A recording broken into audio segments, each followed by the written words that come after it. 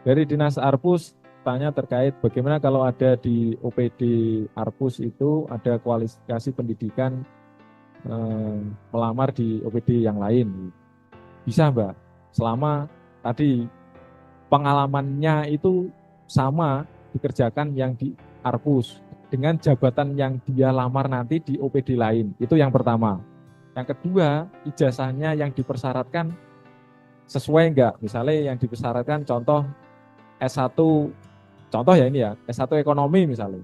Dia punya ijazah S1 ekonomi, ya boleh. Kuncinya adalah pengalaman kerjanya ketika nanti kepala OPD memberikan surat keterangan itu harus melihat senyatanya yang bersangkutan itu melaksanakan tugas apa. Sehingga nanti relevan dengan jabatan yang dia lamar. Monggo pimpinan OPD-nya. Karena bola ada di kepala OPD. Tapi saya pesen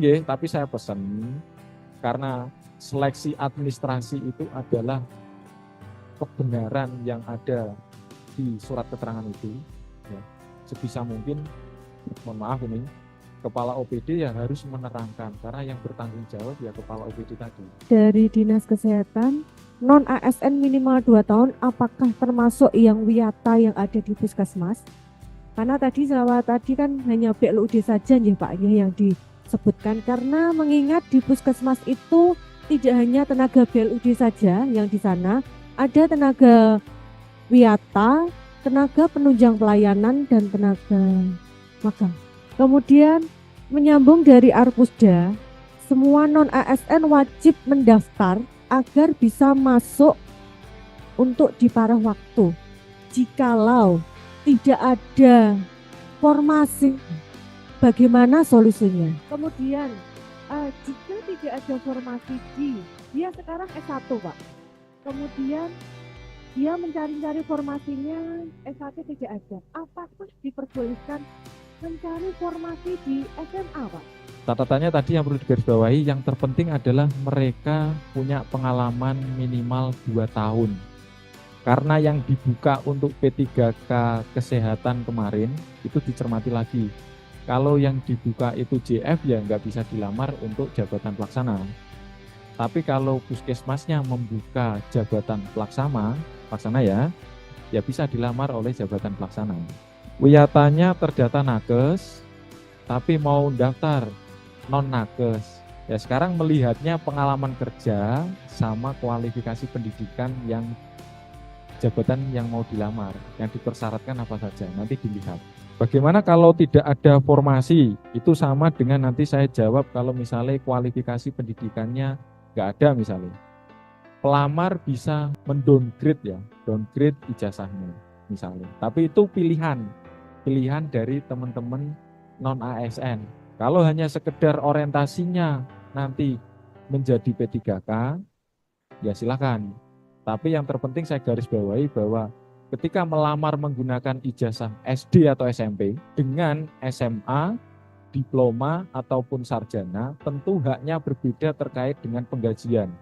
Tidak bisa sama. Kalau mau pilih aman, karena hanya tahun ini ya, kebijakan untuk bisa nanti dipertimbangkan menjadi P3K paruh waktu itu adalah mereka yang tidak lolos seleksi P3K atau diangkat menjadi P3K full time. Karena formasi kita terbatas ya, tadi saya bilang non ASN kita ada 3.000, sedangkan jumlah formasi yang disediakan itu 1.000. Itu tidak kemudian diartikan bahwa ini berarti Pemkab nggak komitmen. Pemkab komitmen, sudah disampaikan Pak Kaban tadi, semula 500 naik menjadi 1.000 itu sudah kenaikan 100 kali lipat kan, gitu. Itu komitmen. Jadi kalau mau dinaikkan lagi nanti usahakan teman-teman kasubag umpek TPP ini wis cilik. Nah, kemudian bagaimana tenaga non ASN yang sudah terlanjur mendaftar misalnya. Ini mendaftarnya di tahun 2024 atau 2023. Kalau misalkan tidak lulus, karena kan sudah ada informasi di beberapa pengumuman itu, pelamar itu hanya boleh mendaftar pada satu jabatan, satu instansi, ya, dalam satu periode tahun pengadaan. Kalau mau memilih aman ya pilih P3K. Mbak Esta sampun? Iya, izin lagi. Untuk surat pernyataan tadi kan Tanda tangan kepala puskesmas boleh, direktur boleh, kepala dinas boleh. Apakah THL yang ada di puskesmas itu masuk yang kepala puskesmas atau harus ke OPD? Ngeten. Secara normatif tadi bagi non ASN yang bekerja di puskesmas, maka surat keterangan dari pimpinan unit kerjanya adalah kepala puskesmas. Kalau yang bekerja di rumah sakit berarti ya dari direktur rumah sakit. Oke, Mas Fandi, mohon izin mau tanya, ini terkait titipan dari THL kami. Pada saat database itu mereka belum lulus S1. Apakah nanti pada saat pendaftaran bisa dikonversi ke S1 atau Prikoje? Atau masih pakai SMA? Terima kasih Pak Fendi.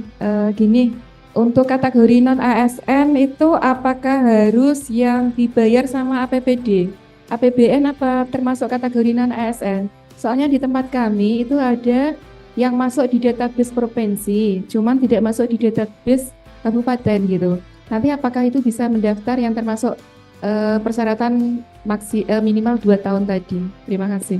Tempat instansi pada waktu pendataan itu ya, Mas Arif harus jalan lurus, jangan jalani saja dulu karena itu jalan tersesat, Mas. Kalau ada yang bilang jalani saja dulu itu jalan tersesat itu.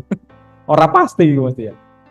Baik, terima kasih Mas Fendi. Dari LH mau menanyakan beberapa Mas. Bagaimana jika ada THL yang tidak masuk database PKN karena waktu itu umurnya melebihi dari persyaratan? Itu bagaimana? Karena kami banyak sekali THL yang ada THL yang tidak masuk database juga tidak direkom, tapi dia masuknya di kegiatan. Itu bagaimana? Saya jawab dulu yang di Sdakprin. Kalau pada waktu pendataan kualifikasinya berbeda dengan kualifikasi yang dimiliki pada saat ini. Misalnya pendataan SMA saat ini sudah punya ijazah setingkat lebih tinggi, mau diploma atau ijazah misalnya. Kita sama-sama belum tahu ya nanti apakah datanya ditembak langsung dari pendataan atau tidak. Jadi kemarin di beberapa rakor juga nggak disampaikan ini. Akreditasi itu tidak ada persyaratan harus C, B, atau A, atau dengan sebutan sekarang itu baik, itu setara dengan C. Indonesia pinter nggak istilah nggak? Baik kayak 3W C ya. Kemudian sangat baik itu B, kemudian unggul itu setara dengan A. Itu tidak ada. Beda kalau di CPNS ada formasi khusus atau kebutuhan khusus untuk kumlot. Prodinya harus A, perguruan tingginya harus A. Tapi kalau di P3K atau formasi CPNS yang umum lainnya tidak diberlakukan akreditasi. Sebagian besar tidak ada. Yang penting adalah terakreditasi. Terakreditasi itu apa? Pengakuan legalitas terhadap penyelenggaraan perguruan tinggi. Jangan sampai perguruan tingginya itu perguruan tinggi abal-abal misalkan. Makanya ada dipersyaratkan ijazah dan juga akreditasi misalkan. Itu adalah untuk melihat ijazah yang dimiliki itu memang terdata base di PDDT atau di BAGT.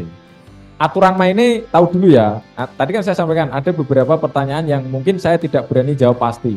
Sudah yang dari Disdakperin, tadi yang dari Dinkop ya, tempat pendataan. Jadi misalkan di tahun 2022 karena pembiayaan honornya itu dari APBN di instansi lain. Kalau terdata di instansi lain, dia harus data di instansi tempat dia waktu pendataan.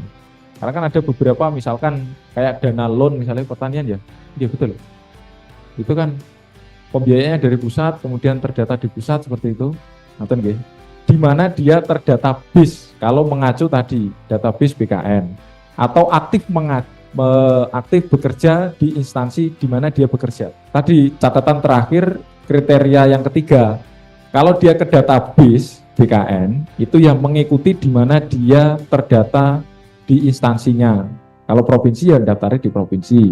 Kalau di kabupaten di kabupaten. Tapi beda halnya kalau misalnya dia nggak ke data, ya kan? Terus dia kerja di Pati, itu harus tadi terpenuhi paling sedikit pengalaman kerjanya 2 tahun berturut-turut. Nanti dibuktikan dengan surat keterangan dari pimpinan unit kerja. Ya tergantung nanti Bu Kadisnya mau memberi enggak. Tadi berarti dia masuk kriteria ketiga. Tapi dengan catatan tadi loh Mbak, kalau masuk kriteria ketiga, dia misalnya dari APBN ya, terus dia nggak ke data, pendataan, ya, kemudian kriteria yang ketiga dia masuk nggak 2 tahun berturut-turut. Nah, kalau masuk, filter persyaratan selanjutnya adalah dibuktikan dengan surat keterangan dari pimpinan unit kerja. Nah, pimpinan unit kerjanya kerso, mboten. Nah,